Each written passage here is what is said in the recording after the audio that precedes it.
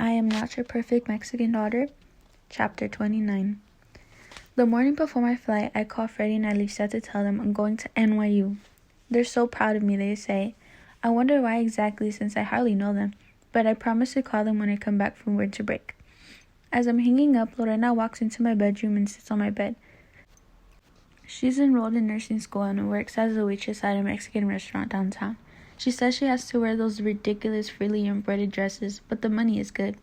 She and Juanga, who now work in the Macy's makeup department, are planning to get an apartment together in Logan Square as soon as they've saved enough money for a deposit. I guess the three of us are desperate to move on with our lives. Can I help you pack? Lorena says as she looks around my messy room. She's wearing a tiny black short and gray tank top with a silver dollar sign on it. I'm really going to miss her fashion choices. She finally dyed her hair back to brown, like I've been telling her for years. I've never seen her look so pretty. No, it's okay. Mostly everything is ready to go. I just have to clean up, I say. I know I'm going to sound like an old geezer saying this, but I'm really proud of you. You're going to be an amazing nurse. You have always known how to take care of me. Oh my God, shut up. Stop it. You're going to make me ruin my makeup. I'm serious. I love you. I don't know what I'm going to do without you. I'll probably call you like 10 times a day. You'll be too busy with your new fabulous life. You won't even remember me. Lorena puts her face inside her shirt. I've only seen her cry 3 times before. When she fell and split her head open in 4th grade, the day she told me about her dad, and right after I got out of the hospital. Lies, all lies, you'll see. I start crying too, but a sliver of me wonders if what she's saying is true. I should go now. I have a shift in 2 hours, she says. If I get there a minute late, my boss will probably fire me. Such an asshole. I love you, I say again, looking at my dirty floor. A roach crawls under my bed, but I don't bother killing it. I love you too, she says. Try not to forget about me. I hug her one last time at the door, then watch her walk away into the blinding afternoon sun. I can't help but laugh at her stick legs and her ridiculous short shorts. Lorena has never had any shame about her body. Now that I think about it, she's never really had much shame about anything, which is partly why I love her. Appa is wearing the same faded blue shirt as the day he found me. Amma must have figured out a way to get the stains out because she hates throwing anything away. For months, I've tried to forget what happened, but it comes back in flashes and specks. No matter how much I try to drown it out, Appa has never once mentioned it to me, but I can see it in his eyes. There's so much I wish we could both unsee. Amma was working that night, and the house was quiet, except for my sobbing to the song I had on repeat, Todo Cambia, by Mercedes Sosa. I became obsessed the first time I heard it. Everything in the song is true. Everything changes, for the better or worse, whether we like it or not. Sometimes it's beautiful, and sometimes it fills up with her terror, sometimes both. Cambia al más fino brillante, de mano en mano su brillo. Cambia el nido el parajío. Cambia el sentir un amante. Cambia el rumbo en caminante, aunque esto le cause daño. Y así como todo cambia, que yo cambié no es extraño. I heard Appa at my door when I made my first cut. Mija, he said quietly. Mija, ¿estás bien? He was supposed to be helping Tío Bigotes with his car, but I guess he had finished early. He must have felt like something was wrong because, unlike Ama, he never bothers me when I'm alone in my room. I tried to quiet myself by pressing my face against my pillow, but I couldn't. The noise came against my will. My body wouldn't let me silence it. Mija, open the door. What are you doing? Please open the door. Open it for your father, please. He tried pushing it open, but I had pressed my bed against it. I heard the panic in his voice, and I felt terrible for hurting him but couldn't force myself up. I had never loved him like I did in that moment. My life didn't flash before my eyes. All I saw was a picture of me and Olga in front of Mama Jancita's house with her arm around my neck. I could even hear the birds chirping. O'Hare is brimming with frazzled people in a hurry.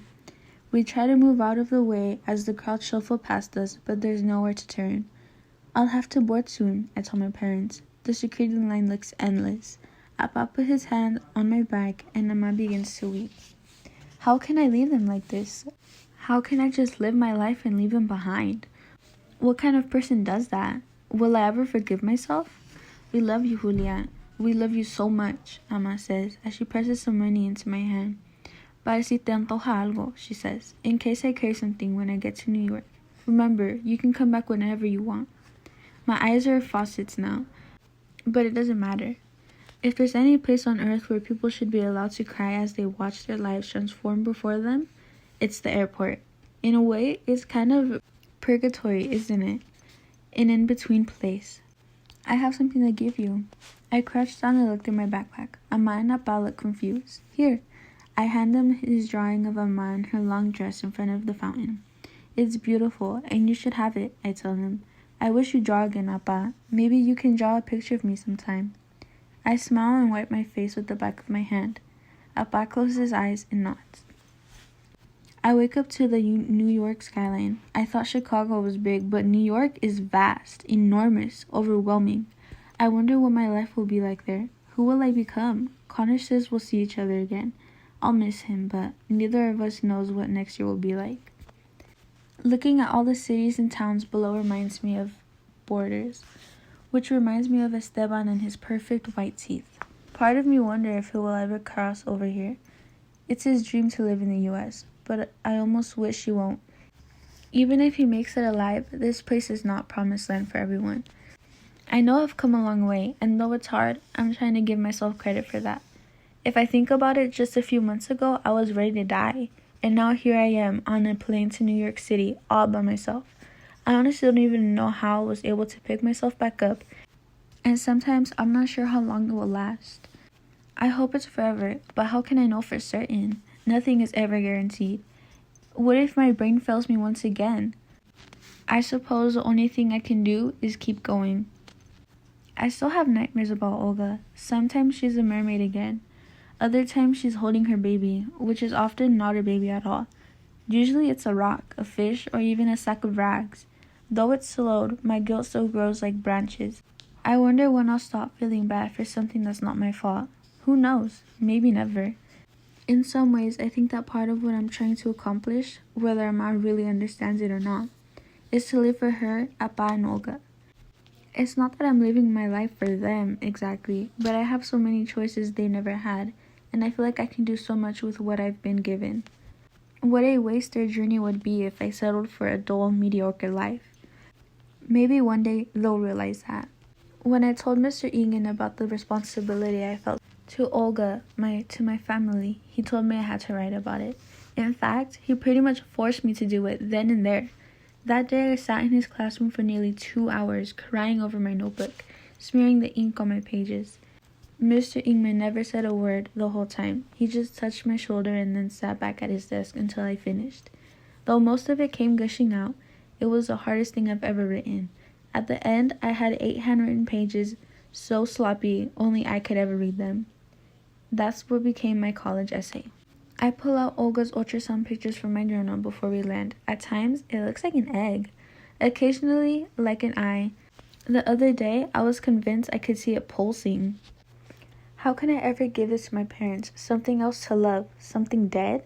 These last 2 years, I comped and delved through my sister's life to better understand her, which I meant I learned to find pieces of myself, both beautiful and ugly. And how amazing is it that I hold a piece of her right here, in my hands. The end. This book is honestly a really good book. I still can't believe that Olga's sister is pregnant. Like, that shocked me when Julia first found out. That was really crazy. But the character development of Julia is like the way she goes from being depressed and then slowly getting better, and how she brings herself to, well, not force herself, but like she brings herself to want to be better is what really moves me, because not many people want that to happen. Like in the real world, it takes people years and years, maybe even like never.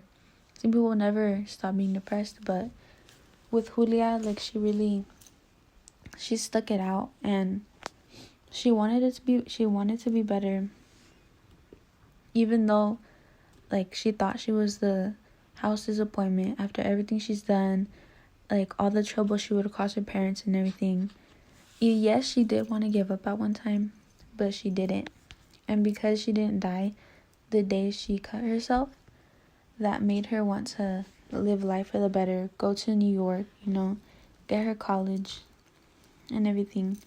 And I just really think that she shows what like a strong person is, like a strong mind, someone who's determined, like what someone can really do. And I honestly really, really like this book, especially since it shows like some of the inside of like a Mexican house. And since the characters are like Hispanic and they're Latino, it connects to me because I am also I'm a Latina, and I really like how the writer portrayed all the characters, especially Julia, since she is the main character. She's my favorite. But overall, this is a great book, and I recommend it to everyone.